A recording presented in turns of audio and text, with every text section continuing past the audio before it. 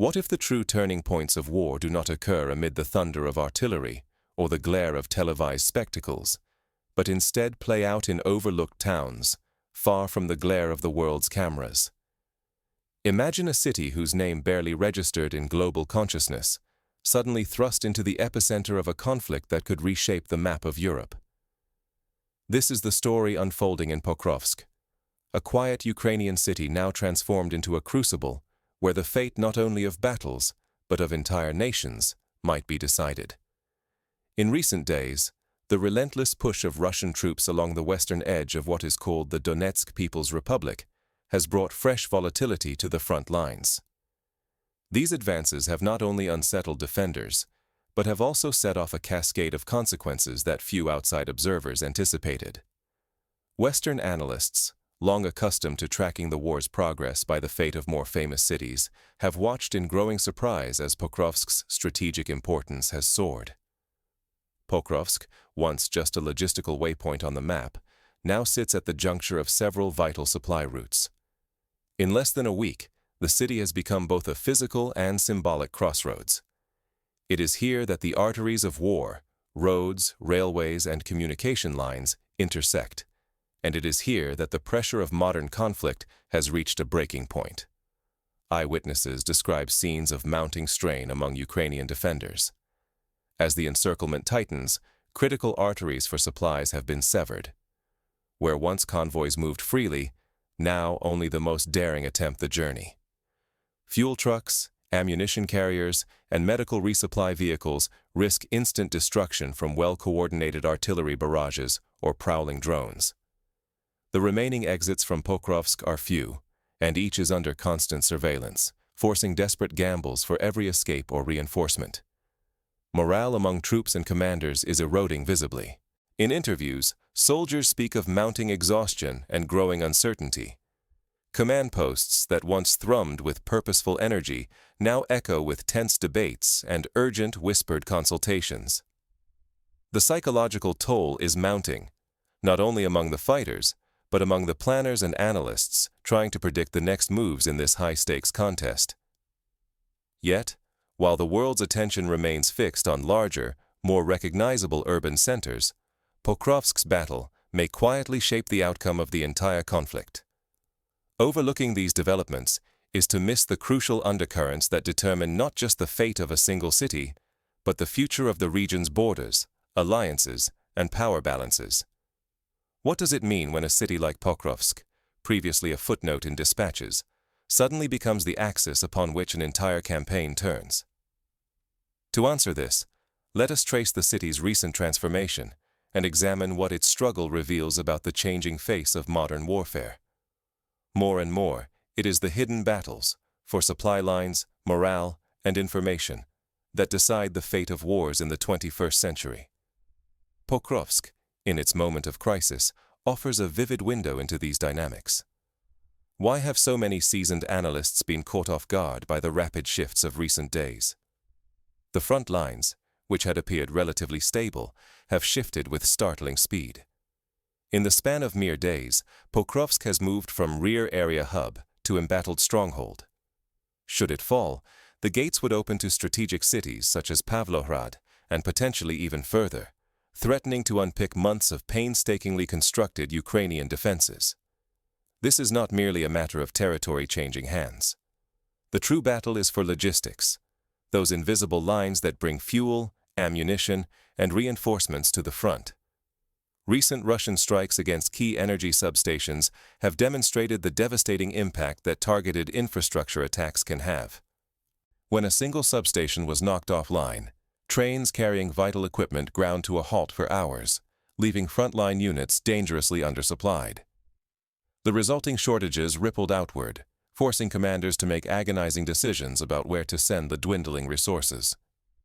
Independent monitoring groups, such as Deep State, have sounded alarms about the growing cracks in Ukraine's southern defenses. As Ukrainian units are pulled from other fronts to reinforce Pokrovsk, new vulnerabilities emerge elsewhere, creating gray zones where control is uncertain and firefights erupt unpredictably. These shifting areas force both sides into a relentless contest of nerves and adaptability.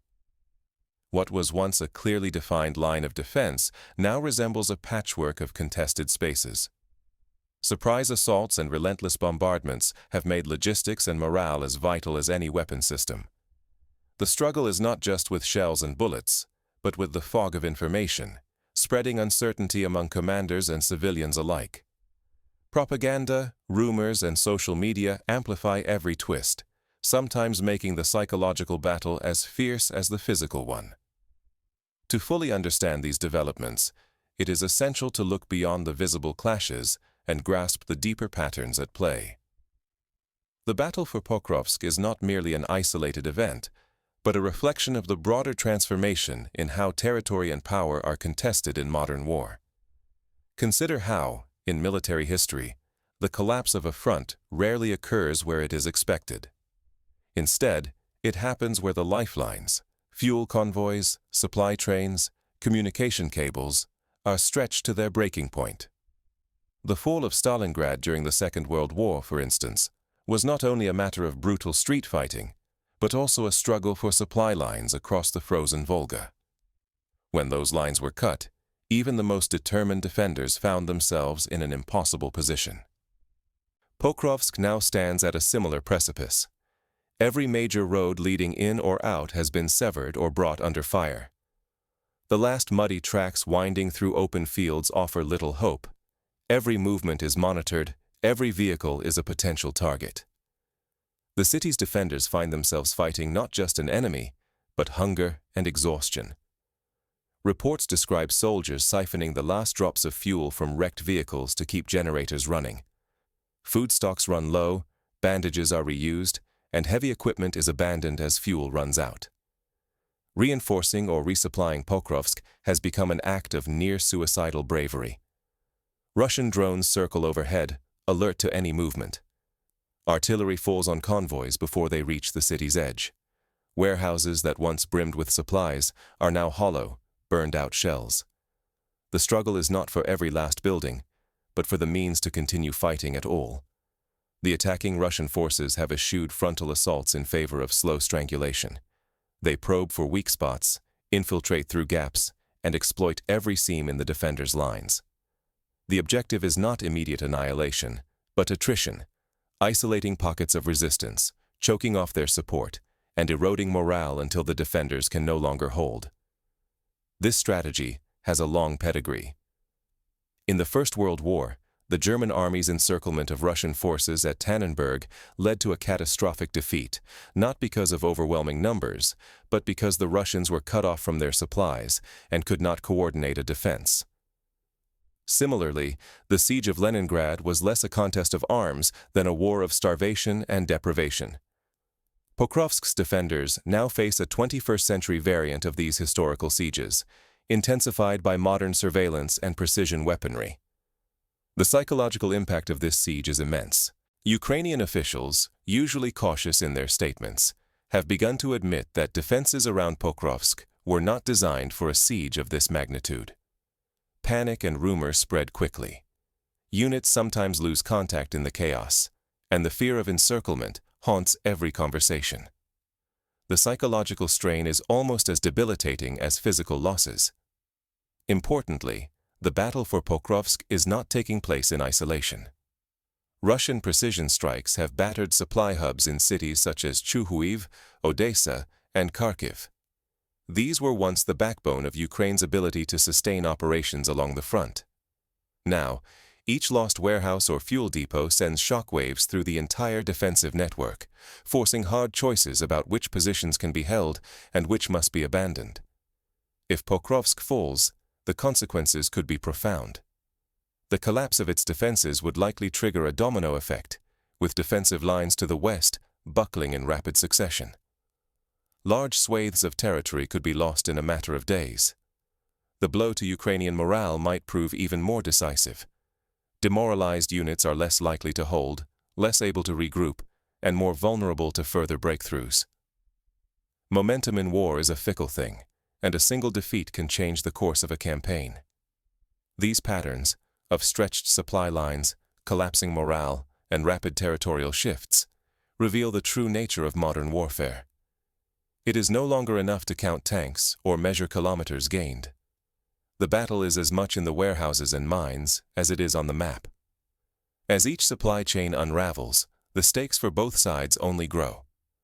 Pokrovsk now stands as the lit fuse, a spark that could ignite a chain reaction across the whole Donbass and Dnipropetrovsk regions. In the coming days, every decision and maneuver in this city could tip the broader balance of the war. This is not just speculation. History is replete with examples of battles for obscure towns reshaping entire conflicts.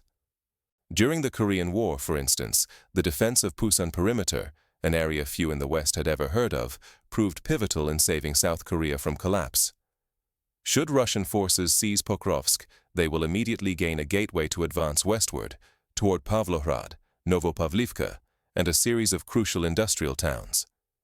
Each of these targets lies behind defenses that have already been weakened by weeks of attacks and sabotage. The road to Pavlohrad, in particular, is dangerously exposed. A breach here would threaten Ukraine's ability to move reserves and supplies, potentially opening the entire central front to further advances. For Ukrainian defenders, this scenario means fighting from a position of growing weakness. Commanders would be forced into a reactive defense, shifting units to plug gaps as Russian troops probe for further vulnerabilities.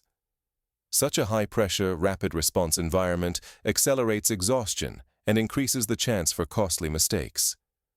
The defense becomes a desperate chess match, where a single false move could spell disaster.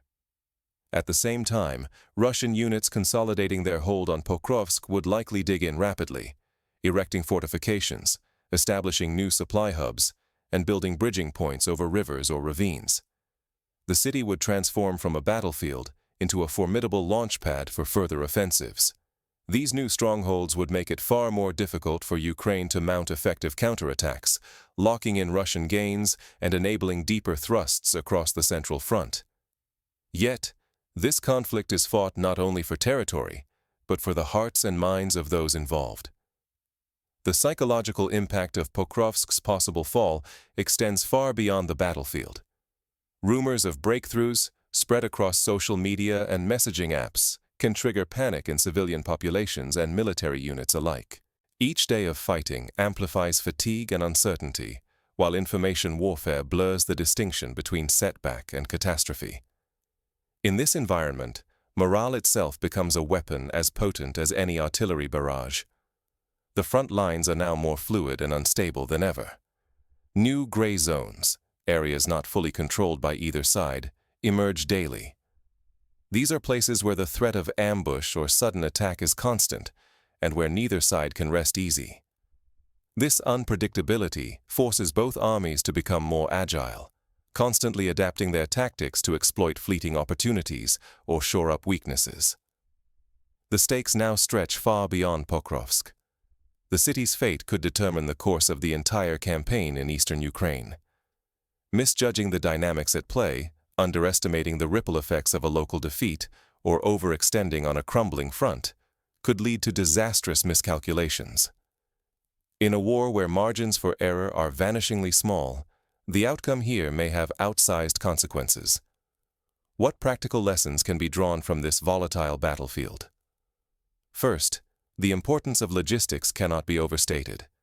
History is littered with examples of armies that won tactical victories but lost wars due to supply failures. When Napoleon invaded Russia, it was not the Russian army that defeated him, but the collapse of his supply lines.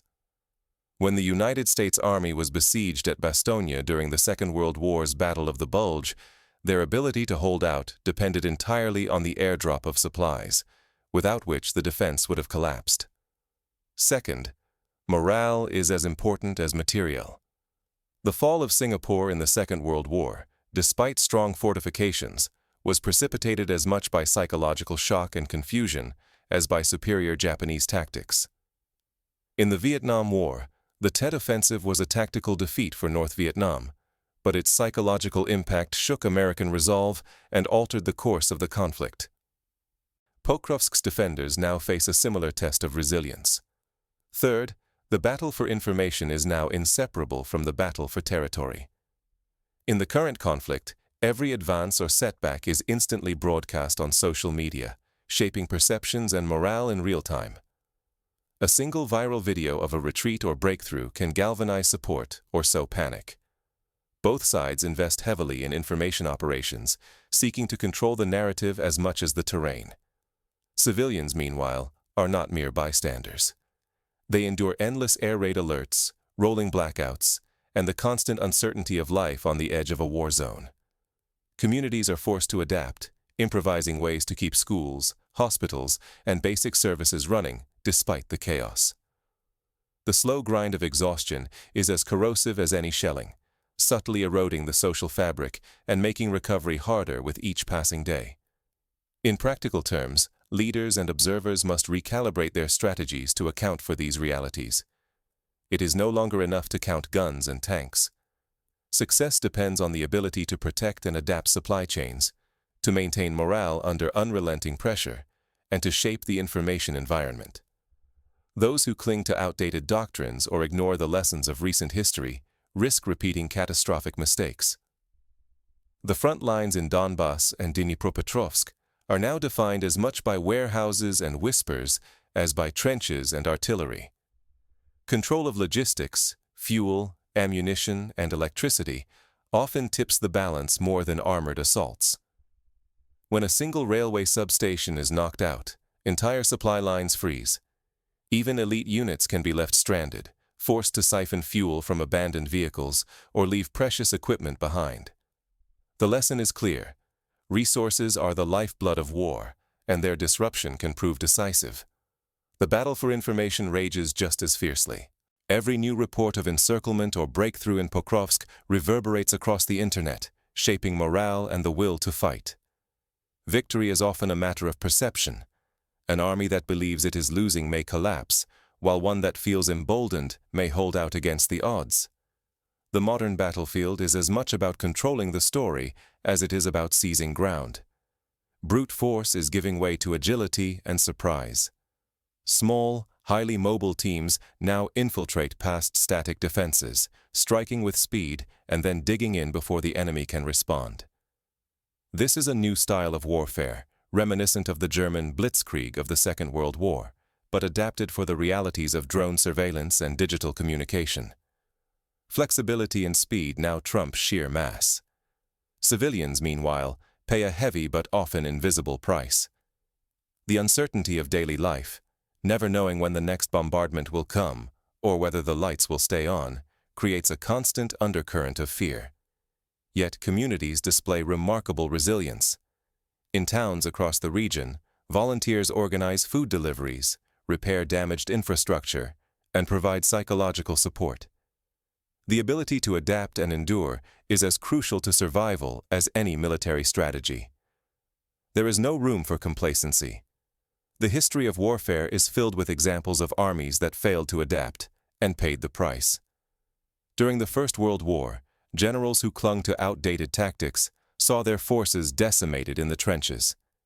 In the current conflict, those who ignore the importance of logistics, morale, or information risk similar disaster. All these threads now converge in and around Pokrovsk. The decisions made here, the adaptability of commanders and communities, and the ability to control both resources and narratives will shape not only the outcome of this battle, but the trajectory of the wider war. As we look closer at the shifting balance in Pokrovsk, the broader implications for global strategy become clearer. The lessons being learned here about the centrality of logistics, the power of morale, and the importance of information are already shaping the future of conflict worldwide. War in the Donbass and Dnipropetrovsk regions is now a contest of endurance, intelligence, and perception, far more than a mere struggle for territory. Pokrovsk stands at the heart of this new phase. Each day's outcome carries the potential to redraw the landscape of power, not just in Ukraine, but across the region. Every move, a battalion's advance, a disrupted convoy, a viral message, carries weight far beyond the immediate battlefield. In this struggle, cities like Pokrovsk are not mere dots on a map. They are fulcrums capable of tipping entire campaigns toward hope or despair. Behind the scenes, invisible battles rage. Supply lines are stretched to their limits. Misinformation flows as thick as artillery smoke. Both sides wage a constant war for control of the world's attention. A rumor can paralyze a brigade as surely as a tank shell. A lost bridge can isolate thousands. With each passing night, the contest grows less predictable and more dependent on who adapts fastest, who can safeguard their lines, improvise under pressure, and control what the world believes. Victory now is about more than capturing ground. It is about outlasting and outthinking the adversary. Mastery of logistics and narrative is as vital as firepower. Every setback, every breakthrough is magnified by the stories spun around it, influencing the morale of fighters and the will of entire nations. To truly understand this war, one must look beyond maps and official statements. Only by tracking the deeper forces at work, resilience, adaptation, and the constant battle for credibility, can we glimpse what the future holds. Vigilance means questioning every claim, seeking context, and demanding honesty, even when the truth is elusive. In a conflict where the front can shift overnight, nuance is survival. The fate of Pokrovsk, and battles yet to come, will not simply decide local outcomes. They may alter the global balance of security, resources, and influence for years, perhaps even decades to come. So, as the world watches and waits, the lessons of Pokrovsk echo far beyond its battered streets. The city's struggle reminds us that the heart of modern warfare beats in the hidden arteries of supply and morale, in the minds of commanders and civilians, and in the stories we choose to believe. Only by understanding these currents can we hope to navigate the uncertain future that lies ahead.